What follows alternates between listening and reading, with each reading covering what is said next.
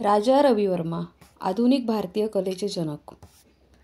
कोणत्याही व्यक्तीची ओळख ही त्यांनी जगाला दिलेल्या मूल्यांवर किंवा जगाला दिलेल्या वर्षांवर अवलंबून असते. सामान्य माणसांना असं वाटलं की समोरची व्यक्ती आपल्याशी जोडली गेली नसती तर आपलं आयुष्य जरा कमी चांगलं असतं. असाधारण व्यक्तीच समाजात आपले वेगळे स्थान निर्माण करते. राजा रविवर्मा त्यातीलच व्यक्ती. नावात जरी राजा असलं तरी त्यांच्याकडे ना कोणते राज्य होते न कोणती जमीन. रविवर्मा यांना ही पदवी तत्कालीन व्हाईसरॉय यांनी सन्मानार्थ दिली होती. आज आपल्याला जे कॅलेंडर, वह्या आणि पुस्तकांमध्ये जे देवी देवतांचे फोटो दिसतात ते राजा रविवर्मा यांच्यामुळे आणि त्यांच्या कल्पनाक्षमतेमुळे. खरं तर रविवर्मा यांची ओळख निर्माण झाली ती त्यांच्या प्रसिद्ध तैल रंगाच्या चित्रांमुळे. त्यांचे अनेक नावाजलेले पेंटिंग हे ऑइल पेंटमध्येच रंगवलेले आहेत. त्याचे कारण म्हणजे एकतर तैल रंगांनी चित्राचा रंग उजळून दिसतो आणि अनेक वर्ष अशी चित्रे सांभाळून ठेवणे सोपे होते. राजा रविवर्मा यांचा जन्म केरळमधील किनीमुनूर नामक गावात 29 एप्रिल 1848 मध्ये झाला. त्यांचे काका तंजावर शैलीचे चित्रकार, आई उमा अंबाबाई ही एक सिद्ध कवयित्री होती, तर वडील हे संस्कृतचे विद्वान होते. रविवर्मा 6 वर्षाचे असतानाच त्यांनी घराच्या भिंतींवर जंगली प्राणी, विशेषतः हत्ती व इतर लहान लहान चित्र रेखाटली होती.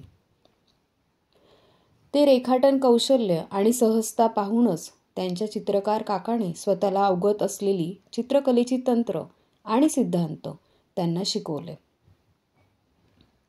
याच काकांचे राजवाड्यात येणे जाणे असल्यामुळे रविवर्मा 9 वर्षाचे असताना ते त्यांना राजवाड्यात घेऊन गेले.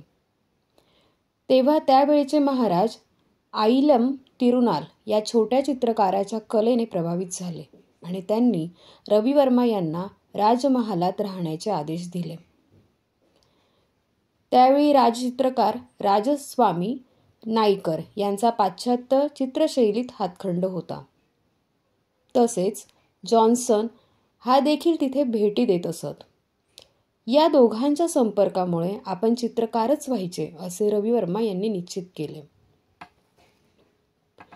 राजमहालातील तेव्हाच्या 9 वर्षाच्या कालावधीत रविवर्मा यांनी अनेक अपरिचित रंगतंत्रांमध्ये प्रयोग केले. रंगमिश्रणातील कौशल्यही आत्मसात केले. निसर्गदृश्य, मानवाकृतीचा तपशीलवार अभ्यास केला. त्याकरिता त्रावणकोरच्या राजाने आपल्या संग्रहालयातील युरोपियन कलाकाराच्या तैलचित्रांचा खजिना त्यांना उपलब्ध करून दिला. एकीकडे त्यांना अपार लोकप्रियता मिळत होती, त्याचबरोबर त्यांना नावे ठेवणाऱ्यांची पण कमतरता नव्हती. राजा रविवर्मा यांची कल्पनाक्षमता या सर्वांच्या पलीकडची होती. रविवर्मा यांनी चित्रकलेत असे प्रयोग केले जे त्याआधी कुणीही केले नव्हते आणि म्हणूनच त्यांची चित्रकारी त्यांना अनेक नवनव्या उंचींवर घेऊन गेली. आपण चित्रकलेचे प्रशिक्षण पूर्ण झाल्यानंतर रविवर्मा यांना त्यांच्या चित्राचा विषय सुचत नव्हता. त्यासाठी त्यांनी भारत भ्रमण केले, अनेक ठिकाणी फिरले आणि भारताचा आत्मा समजून घेण्याचा प्रयत्न केला. खूप फिरल्यानंतर त्यांच्या लक्षात आलं की भारताचा आत्मा हा भारतीय महाकाव्य आणि भारतीय ग्रंथ यात आहे. त्यांनी ठरवले की या ग्रंथांमधील चरित्रांवर आधारित आपण पेंटिंग काढले पाहिजे. रविवर्मा यांनी अनेक पौराणिक कथांमधील पात्रांना आपल्या चित्रांमधून कॅनव्हासवर उतरवले. त्यांनी अनेकदा दक्षिण भारतीय सुंदर स्त्रियांवर हिंदू देवींची चित्रे दर्शवली. आज पोस्टर्स किंवा कॅलेंडर्सवर माता सरस्वती, माता लक्ष्मी, दुर्गा माता, राधाकृष्ण यांचे जे फोटो आपण पाहतो ती रविवर्मा यांचीच कल्पनाक्षमता आहे. त्यांची अनेक चित्र आजही बडोद्यातील लक्ष्मीविलास पॅलेसमध्ये सुरक्षित आहेत. विचारात मग्न असलेली युवती, दमयंती हंसा यांचं संभाषण, संगीत सभा, अर्जुन आणि सुभद्रा, विरहाने व्याकुळ झालेली युवती, शकुंतला, रावणाद्वारा केला गेलेला जटायूचा वध, द्रौपदी कीचक, राजा शांतनू आणि मत्स्यगंधा, शकुंतला आणि राजा दुष्यंत ही त्यांची काही प्रसिद्ध चित्रे आहेत. देवदेवतांना आपल्या सामान्य जनांच्या हृदयात मानाचे स्थान मिळवून दिले इतकेच नाही तर त्या देवतेचे तेज रूप अजरामर केले. राजा रविवर्मा यांना आधुनिक भारतीय कलेचे जनक अशी उपाधी दिली गेली. त्यामुळेच आधुनिक भारतीय कलेचे जनक म्हणून त्यांना नावाजले जाते. राजा रविवर्मा वयाच्या 56व्या वर्षी त्यावेळचा सर्वात मोठा सन्मान केसरे हिंद देण्यात आला. हा सन्मान म्हणजे आजचा भारतरत्न असा मानला जातो. हा सन्मान पटकावणारे राजा रविवर्मा पहिले कलाकार होते. धन्यवाद. राजा रविवर्मा यांचा जन्म 29 एप्रिल 1888 रोजी केरळमध्ये झाला होता. त्यांचं शिक्षण चित्रकला आणि कला शिक्षण तेही त्यांनी युरोपियन शैलीत घेतलं होतं. त्यांची शैली म्हणजे कशी की त्यांनी भारतीय पौराणिक कथा आणि संस्कृतीतील पात्रांची चित्रे काढली जी आजही लोकप्रिय आहेत.